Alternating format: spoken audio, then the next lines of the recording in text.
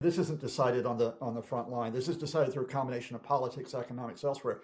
You take it strictly in the military sense, and I think General Zaluzhny, the former Ukrainian commander in chief, who of course is now ambassador to the UK, gave a couple of very high profile interviews a couple of weeks ago. Um, he has referred since 23 to being this is like a different war of technology. This is like one of those shifts and moments, and he's really referring to the use of drones, to the vast almost arms race in terms of drone technology on the front line, to the point where you can't look at this. The Russians thought they could make the breakthrough with armor. Ukraine thought it could make the breakthrough in the counteroffensive with armor, and you just can't do it with armor anymore. Even with Russia's vast advantage in that, the fact is that drones, because they're low cost, and they're low cost not only in resources, they're relatively low cost in personnel because you can operate from well behind front lines. And you wind up having the tanks unless they can hide, they're exposed, and that exposure has meant they have not been able to break through. Do you think that Zelensky's reorganization of his top team, where he brought Fedorov in as the Minister for Defense with his understanding of artificial intelligence and drone technology and all the rest of it, but more importantly, his very close relationship with his counterparts in the United States, and then elevating General Budanov from the head of the GUR to being his right-hand man as his chief of staff, and he's got very close working relationships with the US, especially US Special Forces, and both are admired for what they're doing. Do you think that is changing, not necessarily at Donald Trump's level, but at layers below that, this working relationship there is with Ukraine? It's been vital in a number of areas, Philip, but to take yours first, Budanov, who extremely capable as head of military intelligence, and then importantly replaces Andrei Yermak, who of course is a politician rather than a military guy, and who I'll talk about more in a minute, why he was such an albatross for Zelensky. But then you also get Fedorov, who I think is around about 34, but was a rising star because he appreciated these new technologies, and because also importantly, this is linked to domestic front. He was in charge of basically that digital revolution that means that people in Ukraine are hooked up to services through a single app, which in wartime, is absolutely essential. And what's happened is that they both have shown they can be effective at home, and they know how to work abroad. Now, Budanov's not the lead negotiator in Ukraine. That's actually Rustem Umerov, who was moved from defense to the National Security and Defense Council. But I think Umerov's been quite good as well. So you have that triumvirate. So, and I do think when we talk about the American adults in the room, I'm not talking about Trump, I'm not talking about Hegseth, for God's sake, but the adults in the room, the career guys, the military commanders, the folks who are involved in an aspect of the talks which has been productive, including the Russians, which is military monitoring of the ceasefire, if you ever get one. These guys have been quite good at this. Now, the other advantage of Philip, to take it to the political spectrum, is, look, Ukraine had a major issue with corruption. Major issue, because it was sapping support for the resistance against the war.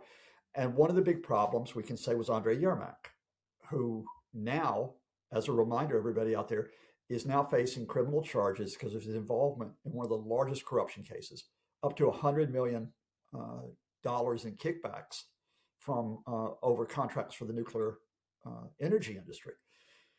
Well, finally, Zelensky, who hangs on too close to his old friends, he just hangs on too closely to him.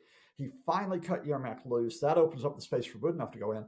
Then you get Fedorov, who's seen very much as a straight shooter in a defense ministry that had been riddled with corruption scandals, including during the first years of Russia's full-scale invasion. Remember the food contracts, the scandal over the tenders.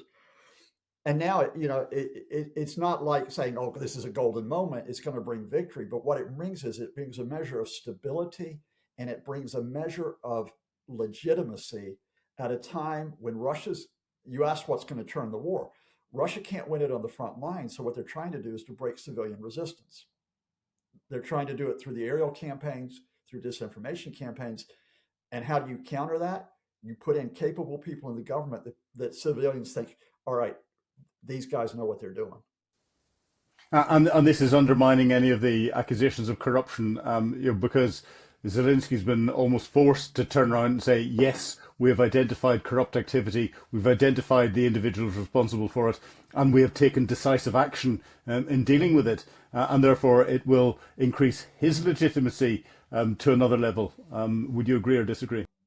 No, I agree with. He had to. I mean, and I'm look. I'll say it beyond being honest. I'm actually an admirer of Zelensky in terms of what he's done on multiple levels. But I tipped it off a minute ago that although he was much better in terms of trying to approach corruption compared to the previous Ukrainian governments, he'd gotten to a point where he was compromised by Yermak and by others. It was not just the fact that Yermak was involved allegedly in schemes like the nuclear energy. It was that Yermak and his allies were pushing for legislation to handcuff the anti-corruption bureaus. And Zelensky got himself last summer, if you remember, he got himself put into a corner because Parliament passed legislation to effectively put a political appointee in charge of these agencies. That Zelensky signed it, but he was forced to retract by popular protest. Now, at that point, I think you then see the trend kick back because Yermak is finally being held to account. Timur Mendic, who was like, that was Zelensky, because he was basically part of Zelensky's previous career in entertainment. And Zelensky finally distances himself from Mendic, who's now fled the country to avoid prosecution. You had the former high-profile politician ran for president, Timoshenko, who has now been charged as well in a major case. And you have got even elements of the state security services, the SBU, who are being held to account for raids, trying to limit the anti-corruption investigations. It's still a ways to go, but you're in a much better position when Ukraine not going to win this war militarily. They've got to win the political contest. They've got to win it at home, and they've got to win it abroad. I will say, just foreshadowing, the other thing which is important, Philip, is one of the Russian propaganda points is Ukraine won't have elections. Ukraine won't have elections. Look, Ukraine doesn't have elections when they're under martial law. So, but what you have to show is that once you get a ceasefire, you will move to presidential elections, and you have to show that they're open. And Zelensky's not a guaranteed winner here. I think he's going to face General Zelensky. Polls show it's going to be a very close contest between the two of them, but it looks like it's going to be an open contest. It's not going to be predetermined. And that gives you a political advantage and legitimacy over the Kremlin's manipulated. And Zelensky has made all the right statements to say that he's willing to have elections and everything else.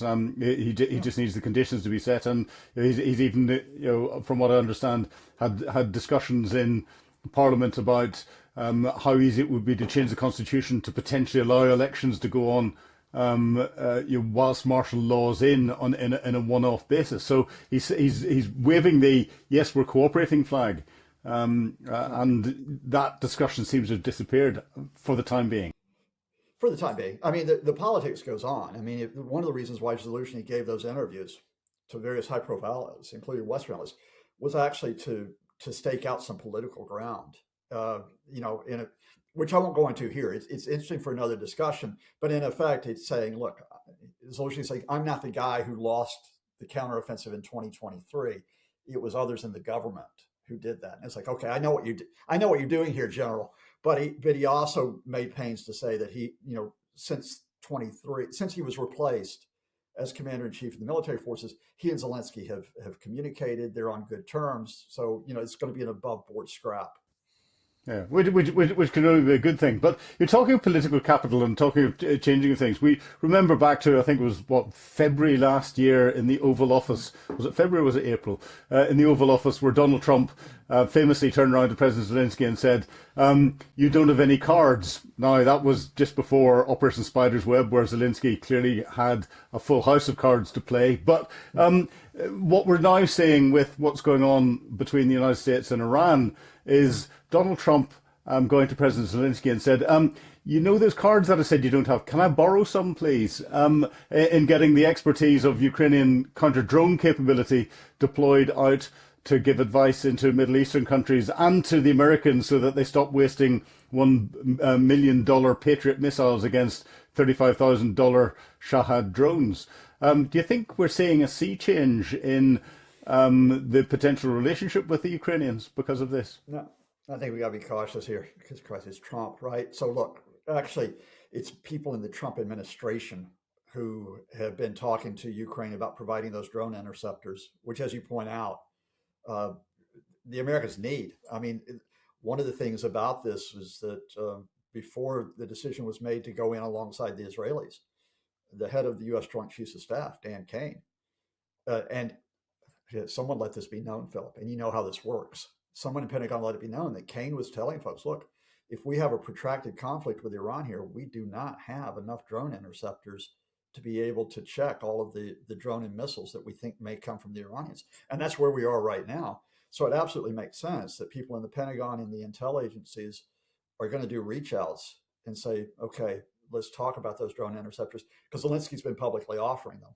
You know, but why we have to be careful is, meanwhile, I'm not sure Trump's even up to speed on this, because his latest statement yesterday, amongst a whole series of bizarre barking statements, sorry, it just was, is he says, oh, you know, that Putin, he's ready, he's ready to negotiate. It's up to Zelensky. I'm like, what planet are you on? You know, Don. Yes, I don't think I haven't seen Putin give one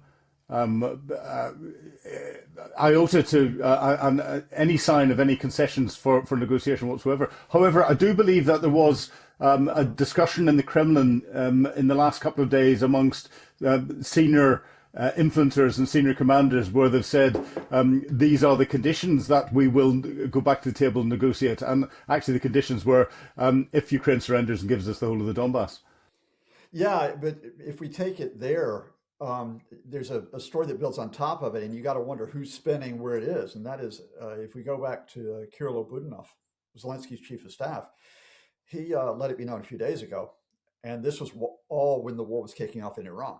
So whether he used that space to come out and say, well, the Russians have agreed to security guarantees, U.S.-led security guarantees, if if we were able to reach a settlement over Donetsk in the east.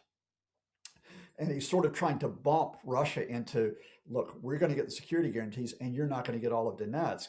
And it took the Kremlin a few days to respond to it. And Lavrov, Foreign Minister Lavrov, finally came out, I think, day before yesterday, and said, oh, no, we don't agree to any security guarantees, et cetera. So the reality going wide here is, Phil, all of this is politically on hold because we were in the bizarre situation, which is, and by the way, the reason why Trump says Putin's willing to negotiate is because real estate developer Steve Witkoff, Donald Trump's friend and envoy, always comes back and says, he's a good guy. He's an honest guy. He's a candid guy, which is what he said just 2 weeks ago on TV. But the fact here is that the U.S., and just think about this in terms of what a diplomatic mess this is using real estate developer Steve Witkoff and Donald Trump's son-in-law Jared Kushner as the mediators. They were using them for mediators for the Gaza conflict. Then they were using them as the people in discussions with Iran on the same day that they were supposed to be having talks with Ukraine and Russia, right? And it's like, where are your career diplomats doing this? Well, now that we've got full-on uncontained war in the Middle East, there's no bandwidth for Witkoff and Kushner to go back in and have talks with Ukraine and